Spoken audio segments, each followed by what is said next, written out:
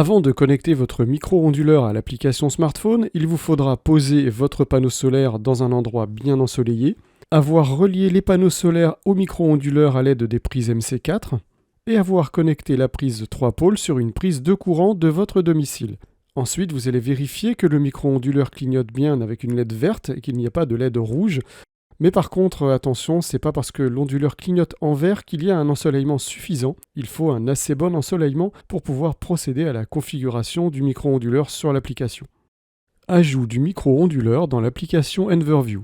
Commencez tout d'abord par installer l'application Enverview sur votre smartphone. Ensuite, vérifiez que vous êtes connecté sur un réseau Wi-Fi 2,4 GHz, que vous avez activé le Bluetooth et que vous avez également activé les services de localisation. Ensuite, vous lancez l'application Enverview. Sur l'écran de connexion, vous cliquez directement sur le bouton Wi-Fi. Ensuite, vous cliquez sur le bouton Bluetooth. Si nécessaire pour lancer la recherche, vous pouvez tirer du haut vers le bas votre écran. Ensuite, vous cliquez sur le numéro de série de votre micro-onduleur. Ensuite, vous saisissez le mot de passe de votre réseau Wi-Fi 2,4 GHz sur lequel vous vous êtes connecté précédemment et vous cliquez sur Suivant.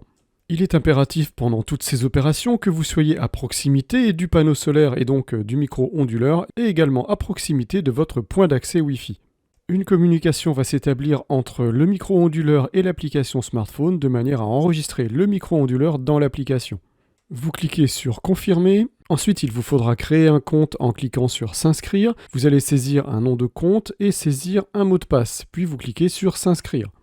Ensuite, vous cliquez sur Se connecter. Vous saisissez les mêmes informations de compte et de mot de passe. Vous cliquez sur Mémoriser le mot de passe si vous le souhaitez et vous cliquez sur Se connecter. Vous aurez donc accès à toutes les rubriques de l'application que nous allons détailler maintenant. Présentation en détail de l'application Enverview. Sur l'écran d'accueil, on retrouve toutes les informations actuelles de production d'énergie solaire. Ici, on a la production instantanée d'énergie solaire exprimée en watts. La valeur charge restera à 0, sauf si vous avez installé un EVB et des capteurs de courant qui permettent de mesurer la quantité de courant consommée par la maison. La valeur réseau correspond au total PV plus charge, c'est-à-dire l'énergie que vous avez produite et que vous n'avez pas eu besoin de consommer du réseau. Ici, on a l'énergie totale produite depuis l'installation du système, l'énergie produite depuis le début de la journée, les économies réalisées en euros depuis l'installation du système, une estimation des économies d'émissions de carbone depuis l'installation du système. Ces valeurs sont pour l'instant très faibles puisque ce système a été installé depuis une semaine environ. Je vais maintenant cliquer en bas sur Courbe pour visualiser les enregistrements de production au fil du temps. Ici, on a un résumé des informations que j'ai renseignées lors de la création de mon compte utilisateur ainsi que la date de création de ce compte. Et ici, c'est la capacité totale en watts-crête de mon système que j'ai renseigné également manuellement.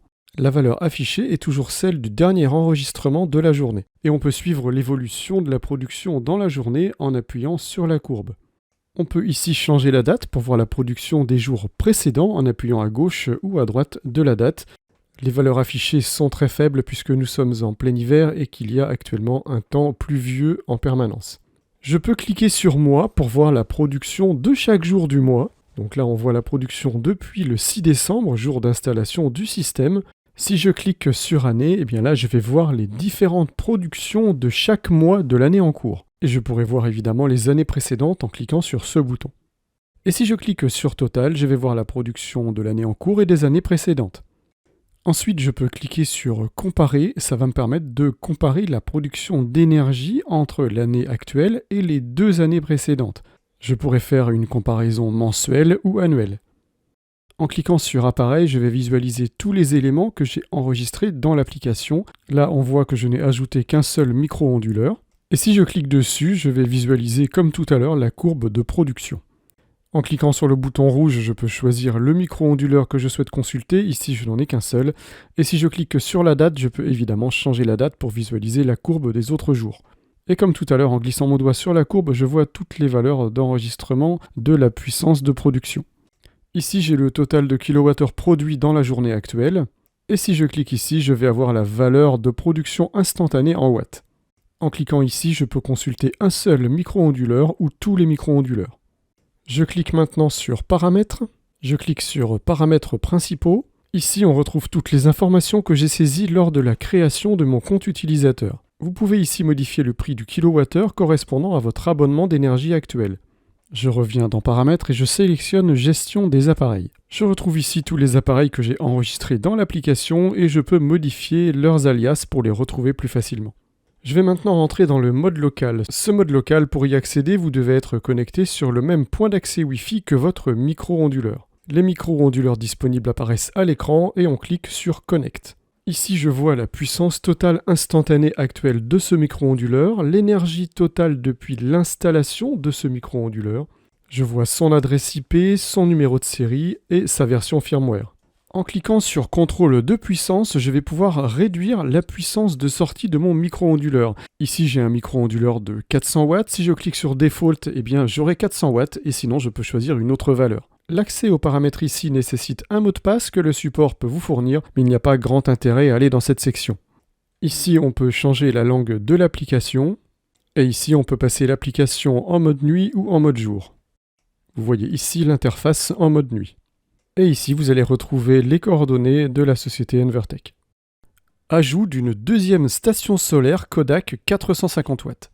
Sur la partie gauche de l'image, on a la station solaire Kodak que j'ai déjà installée, branchée sur le secteur 230 volts et configurée dans l'application Enverview. Sur la partie droite de l'image, la nouvelle station solaire Kodak que je suis en train d'installer. J'ai déjà connecté les deux câbles solaires sur l'onduleur et mis le bouchon sur cette prise. Je peux choisir de connecter cette deuxième station solaire sur une deuxième prise de courant à l'aide de ce câble. Et la deuxième solution, c'est de ne pas utiliser ce câble, donc je l'enlève et je le conserve précieusement de côté pour une utilisation ultérieure si nécessaire. J'ai donc la possibilité de relier ma nouvelle station solaire à la station solaire existante. J'enlève dans ce cas le bouchon qui se trouve sur cette prise et je vais venir connecter le câble de la nouvelle station solaire sur la station solaire existante. Je veille bien à enfoncer profondément et fermement le câble de manière à garantir l'étanchéité.